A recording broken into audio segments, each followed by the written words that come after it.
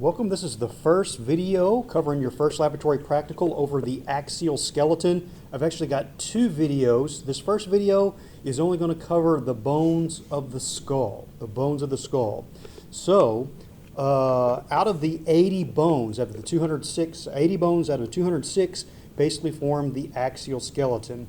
28 of these bones, all right, are actually located in the skull. Now, 3 pairs of these, 6 in total, 3 pairs of these are referred to as the middle ear or auditory ossicles. And we're going to talk about those a little bit later on in these videos, all right? So again, what we're going to do is subtract those from the 28, so we're going to have 22 bones. If you look at the bones of the skull, 8 of them are considered to be cranial bones, and the rest of the others, which are the 14, are considered to be facial bones. The cranial bone will actually encase the brain, all right? So again, there's 8 of them, and what we're going to do is start off with the cranial bones first, and then finish up with the facial bones, all right? So the first bone we're actually going to look at, and what I'm going to do is I'm going to grab my blunt probe right here, is this bone right here, all right? This bone right here. This bone right here, there's only one of them. This is referred to as the frontal bone. This is referred to as the frontal bone. Now, what we're going to do is look at least 4 different markings on the frontal bone. So the first marking we're actually going to look at is something referred to as the supraorbital foramen or supraorbital notch. So how can we actually distinguish the difference between a foramen and a notch?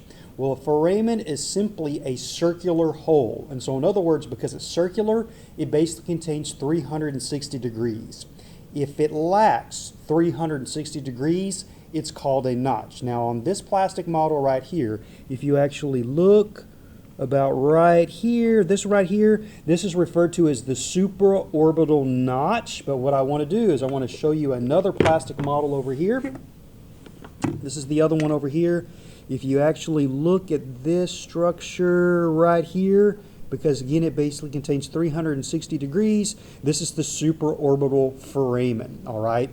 And note that you could be born with the supraorbital foramen and then decades later form the supraorbital notch. And these are basically where certain nerves and arteries and veins will basically pass through to basically serve this external portion of the eye. Then we have the supraorbital margin, all right? Basically, the supraorbital foramen or the supraorbital notch are basically going to sit along this supraorbital margin. So this right here is the supraorbital margin. If we go over here, this right here is the supraorbital margin. Then we're going to have a flattened area between the two supraorbital margins. This is referred to as the glabella, all right? And so this area right here, this is called the glabella, all right? Now, the last marking we're actually going to look at is called the anterior cranial fossa. And what we're going to have to do, all right, is we're actually going to have to remove this cranial vault, all right? Notice again, we basically made an incision around here, and once I remove this, all right, this structure right here is called the calvaria, all right? So if I say, hey, remove the calvaria, that basically means open up your skull so that we can actually look inside the skull. And so here, we're actually going to have 2 anterior cranial fossae, which is plural, and it's this one right here. So a fossa is simply a shallow depression, all right? And all those, these really aren't shallow depressions. Here's one anterior cranial fossa over here, and here's another anterior cranial fossa. This is basically where the frontal lobes of the cerebrum of the brain are actually going to sit, all right? So again, anterior cranial fossa over here and anterior cranial fossa over here. And this is still part of the frontal bone. Now, what I'm going to do is I'm going to put my calvaria back on, and what we're going to do next is look at another bone, all right? These are referred to as the parietal bones. So the parietal bones, there's actually 2 of these. So if you look over here, here's one parietal bone, here's the other parietal bone, all right? And so again, these are simply flat bones of the cranium. And note, there's not a lot of markings on the parietal bone, but what we're going to do is look at 4 different immovable joints referred to as sutures, all right? So sutures will basically join the bones of the skull together, all right? The first suture we're going to look at is something referred to as the coronal suture. And so the coronal suture is actually going to join the parietal bones with the frontal bone. And so if you actually look, it's normally kind of like either in a yellow color or an orange color. This thing right here, this is referred to as the coronal suture. This is referred to as the coronal suture. Now the next suture we're going to look at is called the sagittal suture, and the sagittal suture is actually going to join the two parietal bones. And so if again, I'm going to tilt the skull forward just a little bit, and actually if you look at this structure right here, this right here is called the sagittal suture. Now another suture that we're going to look at will basically join the parietal bones with the backbone of the skull, which is called the occipital bone, all right? So what I'm going to do is I'm going to show you this one right here. If actually you look, this is towards the back of the skull. We can actually see the two parietal bones right here. And actually, if you look, this backbone right here is called the occipital bone, all right? So the suture that actually joins the parietal bones to the occipital bones is this suture right here, all right? This suture right here. This is called the lambdoid suture, all right? So again, this is what it looks like. And the last suture we're going to look at is referred to as the squamous suture. And the squamous suture is actually going to join the parietal bone with the temporal bone. So again, what we're going to do is look at it from the side. All right, look at it from the side. This is the parietal bone right here. This bone right here is called the temporal bone. And if you actually starts right here and ends over here. So this entire structure right here is called the squamous suture. The squamous suture. So again, that's the parietal bone. Next thing we're going to look at is the occipital bone. Remember, the occipital bone refers to the back of the skull. All right. So again, this entire bone right here is called the occipital bone, all right? It actually also extends right here. So this whole area right here is the occipital bone. And what I'm going to do is I'm actually going to remove the lower jaw mandible because it's kind of in the way. So let me get rid of that, take that off, and it's a little bit easier to see towards the video. So the first marking we're going to actually look at is something referred to as the foramen magnum. The foramen magnum. And remember, a foramen is a circular hole. It basically contains 360 degrees, and it's this large hole right here. Now note this large hole is going to be the bony border that separates the brain from the spinal cord. So anything that's superior to the foramen magnum is basically, it's the brain. Anything that's inferior to the foramen magnum is actually the spinal cord. Now the next marking we're going to look at is something referred to as the occipital condyles, all right? Because mammals, which include humans, actually have two occipital condyles. And so if you look, they're going to be on either side of the foramen magnum. So this thing right here, this is an occipital condyle, and this over here, this is also an occipital condyle. And these are actually going to articulate with the first cervical vertebra, all right? So again, articulate with the first cervical vertebra, which is called the atlas, all right? Next one is called the hypoglossal canal. So again, we talked about a foramen, which is a circular hole. What is a canal? Well, it's still circular, but it's deep. It's deep, all right? And normally each hypoglossal canal is going to run right underneath the foramen or the occipital condyle. So what I'm going to use my sharp pointer, all right? And I'm going to basically point this out. So this thing right here is kind of hard to see. This thing right here, this is the the hypoglossal canal, all right? So the hypoglossal canal over here, you have one over here. So let me put my sharp probe right here. Whoops, get my fingers out of the way. This right here is the hypoglossal canal. And normally cranial nerve 12, which is called the hypoglossal nerve, will actually pass through here. Now, if you actually take your hand and feel towards the back of your skull, all right, you're not going to notice that towards the back of the skull, you're going to feel a big bump, all right, towards the medial aspect of it, right? This is referred to as the external occipital protuberance. So what I'm going to do is I'm going to show you how to point that out. We can actually see it right here. I'm going to use my blunt probe right here. This thing right here is the external occipital protuberance, all right? There's a couple of muscles that will actually be attached here. There's a major ligament called the ligamentum nuchae, or the nuchal ligament, that actually attaches here that basically keeps your head straight up because we're bipedal, all right? So again, this is the external occipital protuberance. And then our final marking, all right, for the occipital bone is called the posterior cranial fossa. So we looked at the anterior cranial fossa when we were looking at the frontal bone. What we're going to do, is remove the calvaria. And again, when we look inside, this is the frontal bone right here. So this is the anterior cranial fossa. This back here is the occipital bone. You can actually see the foramen magnum right here. And so these depressions right here is called the posterior cranial fossae. Fossa is singular, fossae is plural, all right? And that's actually where the cerebellar lobes are actually going to sit. That's actually part of the brain. So again, posterior cranial fossae or fossa, depending on whether or not it's plural or whether or not it's singular. All right, so again,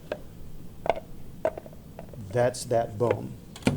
Now the next bone we're going to look at, and again, we're still talking about cranial bones, is called the temporal bone. All right, so when you look at the temporal bone, I can either ask you the question either on the articulated skull, or we do have the disarticulated temporal bone. And what we're looking at here is we're actually looking at the right temporal bone. All right, so this is what it looks like. We can actually see it from the outside of the skull, or we can remove the calvaria and we can actually see some of the structures on the inside of the skull. All right, so that's actually what we're going to be looking at. So the first thing we're going to look at is something referred to as the styloid process. The styloid process is very thin and narrow. So if we look at this, this is the articulated skull. It's this marking right here. This is the styloid process right here. And again, a couple of muscles and ligaments are going to be attached on here. So again, styloid process. The next marking we're going to look at is referred to as the mastoid process. And so the mastoid process isn't long and narrow like the styloid process. It's actually kind of blunt, all right? So this right here, actually, you can actually feel this on your skull. If you basically take your fingers and move right behind your ear, you can actually feel that bump right there. That's referred to as the mastoid process. And so this right here, this is the mastoid process. What I want to do is show it to you on the disarticulated temporal bone right here. And so again, this is what it looks like. This is the styloid process right here. And then this structure right here is called the mastoid process.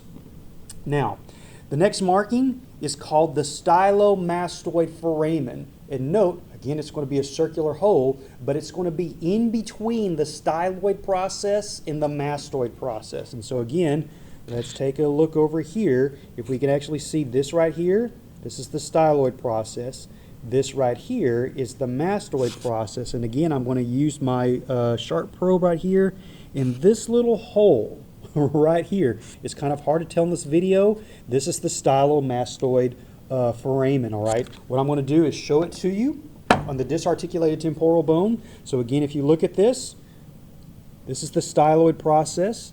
This is the mastoid process, and it's actually, if you bend it down, again, styloid process, mastoid process, and this is a little bit larger, you can actually see it. So this is the stylomastoid foramen. This is basically the passageway for cranial nerve 7, which is called the facial nerve. And again, this is basically going to articulate most of the muscles for facial movement. All right, so again, stylomastoid foramen.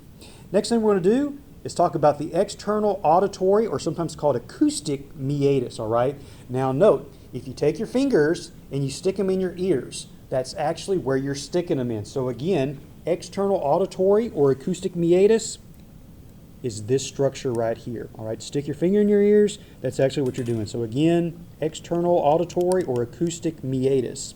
Now there's another one called the internal auditory or acoustic meatus. And what we're going to have to do, again, is remove the calvaria and look on the inside of the skull, all right? So again, if you actually look at this structure right here, it's this little notch right here. Of course, it's a notch on the plastic thing, and the real skull is actually goes through. And keep in mind, cranial nerve 7 will actually enter here, and then cranial nerve 8. Cranial nerve 8 is called the vestibulocochlear nerve. This actually innervates things that are responsible for hearing and equilibrium. All right, hearing and equilibrium. Now, the next marking we're going to look at is called the zygomatic process. The zygomatic process of the temporal bone is actually going to articulate with the zygomatic bones. These are your cheekbones. And so if you actually look over here, this is the temporal bone, this is the zygomatic bone, This thing right here, this is the zygomatic process. This is the zygomatic process. Then we have something referred to as the mandibular fossa. Remember, a fossa is just a shallow depression in the bone. If you look over here, and it's going to be hard to tell, but I'm going to show you how we work. It's this thing right here. Let me use the blunt probe. So this thing right here, this is referred to as the mandibular fossa. So why do they call this the mandibular fossa? Because if you actually look, if you take the lower jaw or mandible, all right, and then this marking on the mandible is called the mandibular condyle. So mandibular condyle, what happens is the mandibular condyle will actually fit right into the mandibular fossa of the temporal bone to form something referred to as the temporomandibular joint. The temporomandibular joint. So again, making sure you see this again, this is the mandibular fossa. This is the mandibular fossa. Now, the next marking we're actually going to look at is something referred to as the carotid canal, all right? And again, a canal is basically a deep hole within a bone. Here, the internal carotid artery is basically going to pass through here, all right? Now, on the plastic models, all right, it doesn't go all the way through. So what I'm going to do, I'm going to use my blunt probe, and I'm going to basically show you where the carotid canal is. If you look over here, this is one carotid canal, and if you look over here, this is the other carotid canal, all right? So again, this is the passageway for the internal carotid artery. Now, similar, that's basically kind of in the same region of it, is something referred to as the foramen, the jugular foramen, all right, the jugular foramen. So if you actually look, here's the carotid canal on one side, here's the other carotid canal on the other side. If you actually look, this is almost like a figure 8 pattern. It's kind of hard to tell on the video. And what I'm going to do is I'm going to use my blunt probe right here, this one right here, making sure you can see it, pull it over. This right here is the jugular foramen, all right? What I'm going to do over here, I'm going to do this over here on the other side, this over here, this is the jugular foramen. So the jugular foramen is obviously a passageway for your internal jugular vein, but also cranial nerves 9, 10, and 11, respectively called the glossopharyngeal, the vagus, and the spinal accessory, will also pass through here, all right? So again, carotid canal right here, and then this right here is the jugular foramen. Now this next one is something referred to as the foramen lacerum. And normally within a natural thing, in other words, it's living, this is basically going to be cartilage covered, all right? But when you basically dissect a specimen or a cadaver and you basically let the skull sit out and let the meat rot off just to isolate the bones, what happens is this cartilage is basically going to degrade and you've got these big holes. And so like especially beginning anatomy and physiology students say, oh, what the hell is that, all right? So if you actually look at this, all right, again, I'm going to use my blunt probe. This right here is the foramen lacerum. So you got this structure right here and then this structure over here. So these are the foramina lacerum.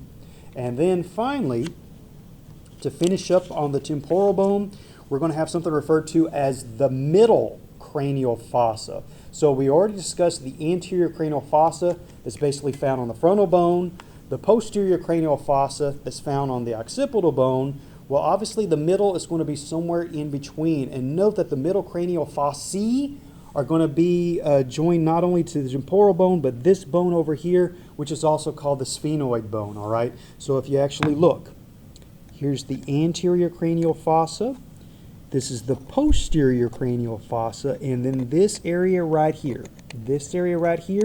is called the middle cranial fossa. This is actually where the temporal lobe or the cerebrum, which is part of the brain, will actually sit, all right? So again, middle cranial fossae, which not only includes the temporal bone, but also includes this bone right here, which is called the sphenoid bone. So we're done with the temporal bone. We still got 2 more cranial bones to actually look at, all right? 2 more cranial bones to actually look at. So before we go on, I do want to make a point. The middle ear ossicles or the auditory ossicles are going to be found in a certain area of the temporal bone, all right? They're commonly referred to as the hammer, the anvil, and the stirrup, all right? Well, we're not going to call this because we're scientists, we're anatomists now, all right? I've got this is going to be hard to see. These are actually the real bones, all right? And it basically contains, and what we're going to do is we're not going to call this the hammer and the anvil and the stirrup. We're going to call this the malleus, the incus, and the stapes, all right? Now, I'm not going to have this on your laboratory practical, but what I may have on the laboratory practical is this model over here. So this is a model of the human ear, all right? And what we're going to do is remove some of this to actually look at this, all right? Notice again that this structure right here is the external auditory or acoustic meatus right here. This thing right here is called the tympanum, all right, or tympanic membrane. This is actually called your eardrum. We commonly call this eardrum. But what we're doing is we're looking at the 3 middle ear or auditory ossicles. So if you actually look over here, all right, we pull this right here. You have one bone that actually articulates with the tympanic membrane. So this bone right here is called the malleus. This bone right here is called the malleus. And then the malleus is going to articulate with another bone, which is right here. And this bone right here is called the incus. All right, this bone right here is called the incus. And then this incus is actually going to articulate with this bone right here. I can take that out, all right? So this bone right here, which is a kind of like, it looks like a stirrup, and that's actually the common name of it. This is called the stapes, all right? So you'll have to maybe, all right, depends on how I make up the laboratory practical, to identify either the malleus, the incus, or the stapes, all right? So let me put the middle or the ear model back together and basically take it out of the way. So the next bone we're actually going to look at is called the sphenoid bone, all right? So there's a couple of ways that we could actually view the sphenoid bone on the skull. If you remove the calvaria, all right, we can actually see the sphenoid bone on the inside of the skull. This is the superior portion or the superior view of the sphenoid bone. We can actually see it if we look towards the underneath of the skull. This area right here, this is also part of the sphenoid bone. But also, if you look over here, here we have the disarticulated sphenoid bone right here. So let me show you how this fits into the skull. This is basically, if we remove the calvaria, we're looking down into the skull. This is what it looks like. So what I've done is I've taken the sphenoid bone out. If I do it from another view of the skull, this is the back of the skull. So again, this area right here is the same thing as this area over here. So what I'm going to do is I'm going to actually use a little bit of the articulated skull, but what I'm going to do is I'm going to show you the different regions or markings on the disarticulated sphenoid bone. So before we actually start looking at markings on the disarticulated sphenoid bone, note that the sphenoid bone is composed of a central body, all right, a central body. And from this central body, there's going to be 3 pairs of processes that basically extend out from the central body. So notice, if you look at this pair right here, this is called the lesser wing. This is called the lesser wing. This one right here, let me turn this around. This one right here, this is called the greater wing.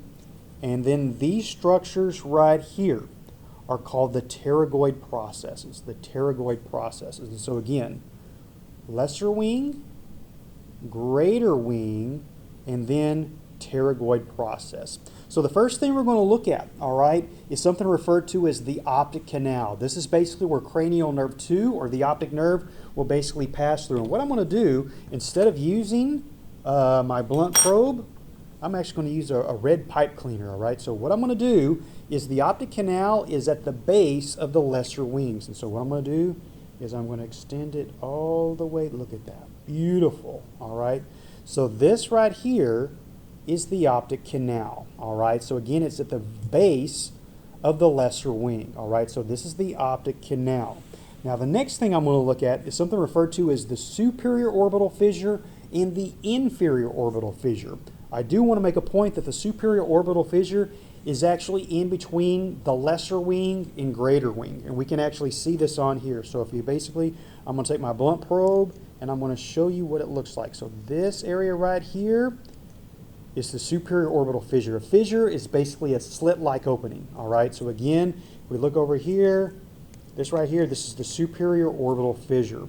Now, the inferior orbital fissure is not really a marking of the sphenoid bone, but actually if you look inside the skull, all right, if you look inside the skull, we can actually see it over here. So this area right here, I'm using my blunt probe right here. This right here is the inferior orbital fissure, and this over here, this right here is the superior orbital fissure, all right? So again, superior versus inferior orbital fissures, all right? And usually what we focus on is the superior orbital fissure because many of the cranial nerves will actually pass through here.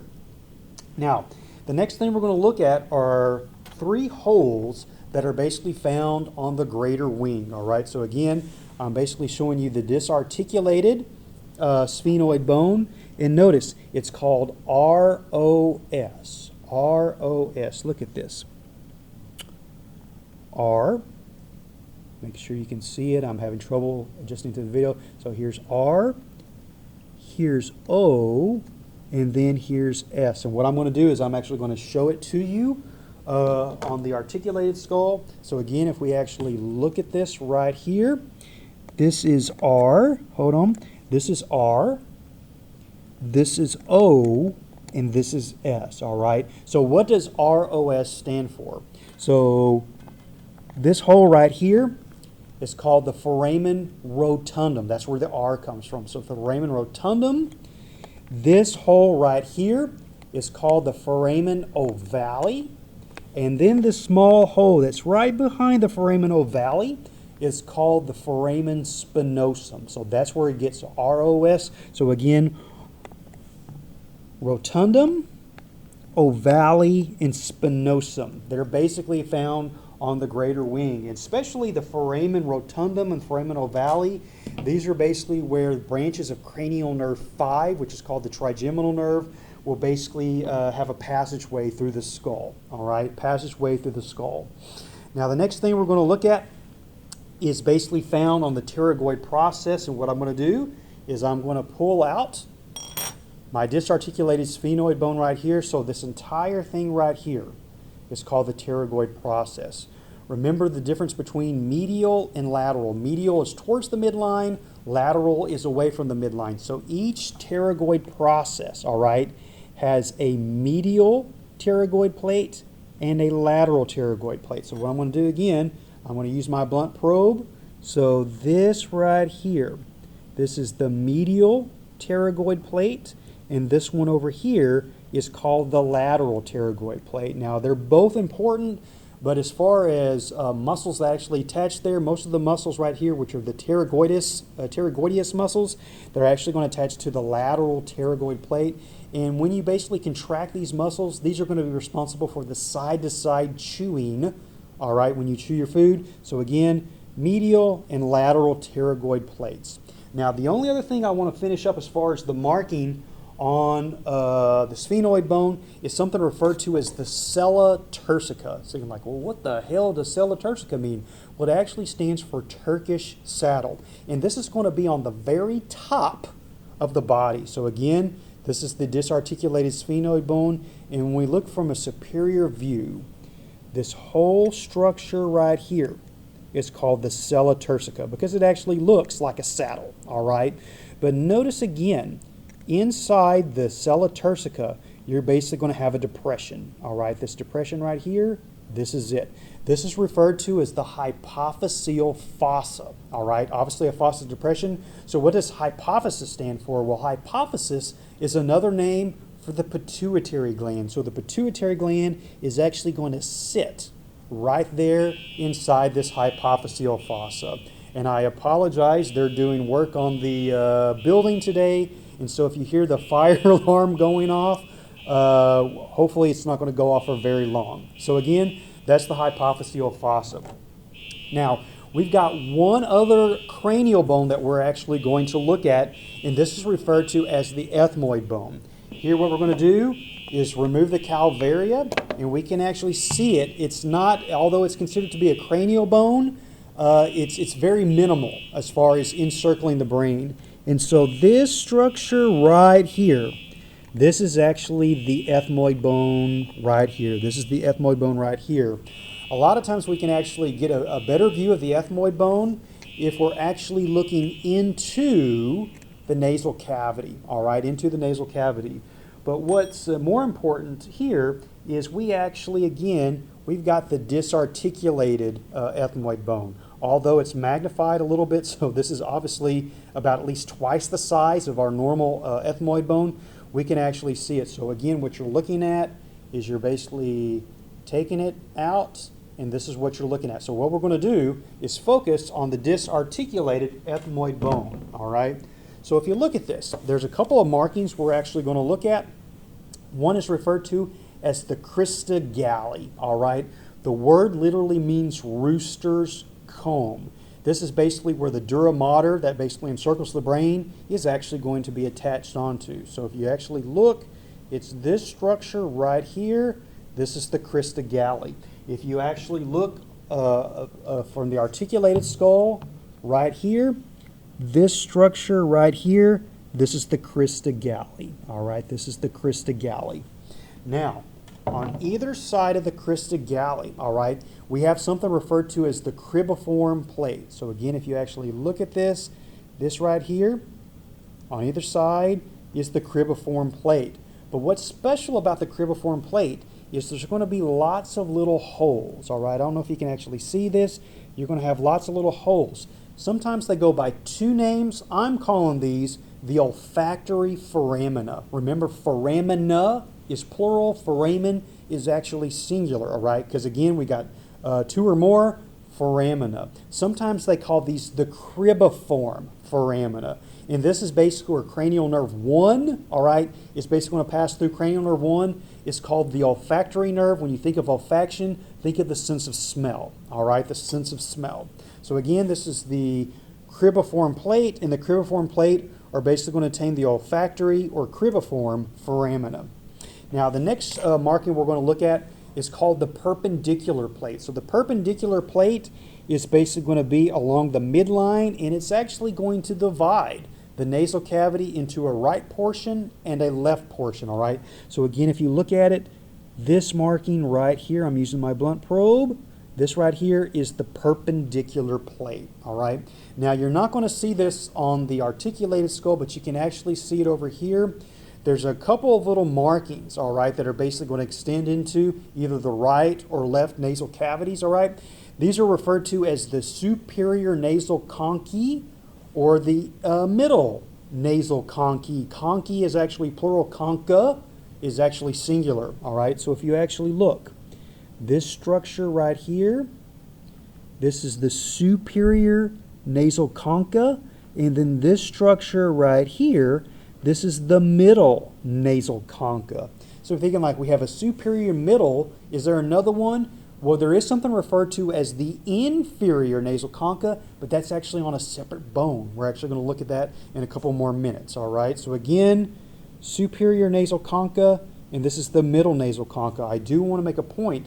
The olfactory mucosa, which is actually responsible for the sense of smell, actually surrounds this superior nasal concha, all right? So again, sense of smell at the very top of the nasal cavity, that's what we're actually talking about. And then finally, to finish us up, the last marking on the ethmoid bone is called the orbital plate, all right? So again, it's kind of hard to tell on this on the disarticulated bone. This right here is the orbital plate. Remember, orbital refers to eye, so this is towards the eye. Well, let me show you what it looks like in the articulated skull. If we come over here and actually look at this what I'm showing you, it's basically the blunt probe is pointing this entire thing right here. This is the orbital plate. So this is basically the lateral sides of the ethmoid bone. So this is the orbital plate.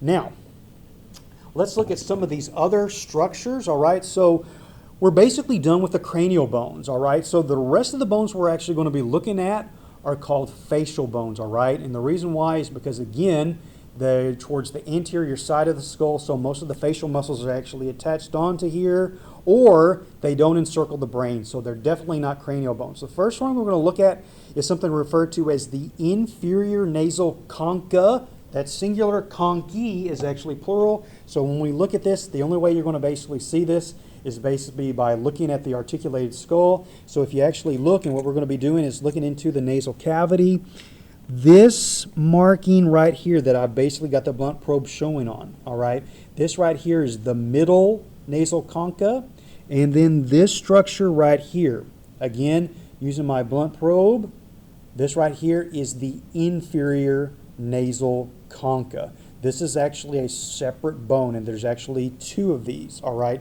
So inferior nasal concha is plural, concha is actually singular. Next one is referred to as the zygomatic bones. Sometimes this is commonly referred to as the cheekbones. And so here's the right zygomatic bone. Over here, here's the left zygomatic bone. So zygomatic bones, they're basically right here. Next are the nasal bones. And there's actually two of the nasal bones. So when you look at this over here, here's one nasal bone. Here's the other nasal bone, all right? So again, the nasal bones basically form the bony portion of the nose, and again, they're going to be medial or basically close to the midline. Next one is called the lacrimal bone. Anytime you think of lacrimal, think of tears, all right? But they're going to be on the sides of the nasal bone. So let's look at this. This bone right here, all right? It's kind of hard to tell. So it's this bone right here. This is referred to as the lacrimal bone. And again, there's going to be like a groove or a depression right here. This is called the lacrimal fossa. All right, this is basically where the lacrimal sac and the nasal lacrimal duct will actually pass through into the nasal cavity. So again, lacrimal bone, and then this groove or fossa right here is called the lacrimal fossa. Now, next thing we're going to look at is called the vomer. The vomer is kind of hard to pick out, all right? So what I'm going to do, the only way that we're going to see it, again, is in the articulated skull, and it's this bone right here, all right? It's this bone right here. So this right here is part of the vomer. There's only one vomer present in the human body. Next one are the maxilla, all right? Maxilla, all right, is singular. Maxillae, you put an E on it, it turns plural because we actually have two of these, all right? These are basically going to form the upper jaw, all right? So again, if you basically look over here, here's the left maxilla, here's the right maxilla. So again, right and left, all right? So there's a couple of markings that we're actually going to identify on the maxilla. This one right here, you're going to have a hole right here. So this is going to be called a foramen. This is called the inferior orbital foramen. So you have the right one over here, and you actually have the left one over here. So the inferior orbital foramen. Then we have something referred to as the frontal process, or the frontal process of the maxilla. Obviously, this is part where the portion of the maxilla is going to articulate with the frontal bone. And so this area right here, this is the frontal process, all right? This is the frontal process of the maxilla. Then we've got the palatine process. This is actually a portion of the maxilla that's going to articulate with the palatine bones. Remember, the palate will actually separate the nasal cavity from the oral cavity. So here what we're going to do is look underneath it. This area right here, all right, this area over here, these are referred to as the palatine process of the maxilla. So again, this is the palatine process of the maxilla. And then we have something referred to as the incisive fossa. In some other textbooks, they call this the incisive foramen or the incisive canal. So it is a little bit variable as far as what it's called. But again, it's this structure right here. So again, I'm using my blunt probe. Let me get rid of this spring right here. So it's this thing right here. You can actually see it. Hold on. This right here is the incisive fossa. So again, nerves and blood vessels that basically serve the anterior portion of this hard palate right here are basically going to pass through here. So this is the incisive fossa. Now, the palatine portion of the maxilla is basically going to form the hard palate. What's the difference between the hard palate and the soft palate? Well, the hard palate contains bone, where the soft palate doesn't contain bone. So again, what we're doing is we're looking at the hard palate. The other portion of the hard palate are these two bones right here. These are called the palatine bones, all right? And again, we're going to have two of these. So if you actually look, here's one palatine bone over here. Here's another palatine bone over here.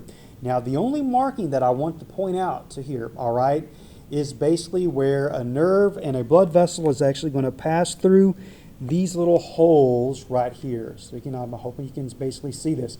This is referred to as the greater palatine foramen, all right? Now, there may be some other smaller holes, all right? They're called the lesser palatine foramina, all right? And sometimes you can see them on the plastic models, sometimes you can't. Just depends on what plastic model you have.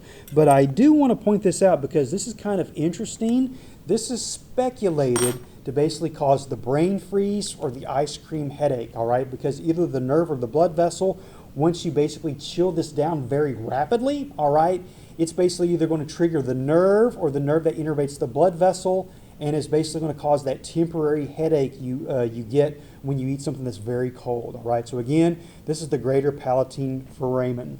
And the last thing we're going to look at before we basically end this video is this bone right here, all right?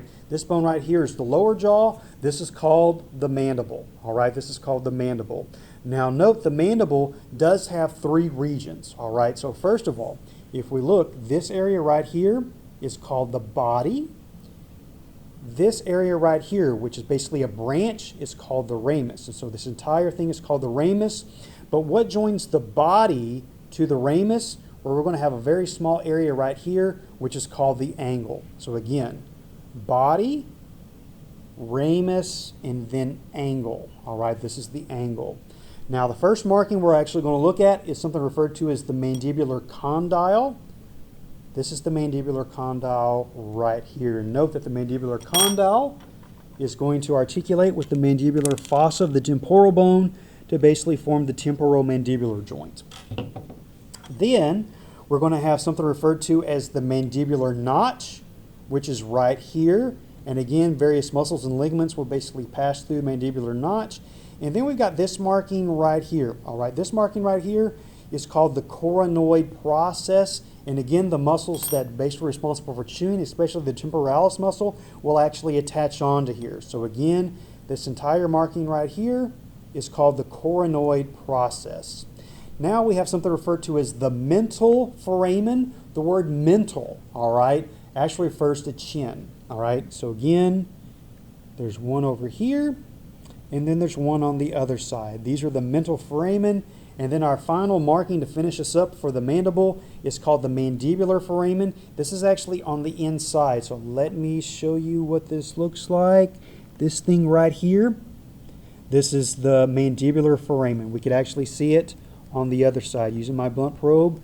This is the mandibular foramen. This is actually where the mandibular nerve is basically going to enter, and they're basically going to innervate most of the teeth of the mandible. So again, on the next video, what we're going to do is we're going to complete the axial skeleton, basically talking about the hyoid bone, the vertebra, which includes the sacrum and the coccyx, and includes the rib cage and the sternum. All right, so I will see you then.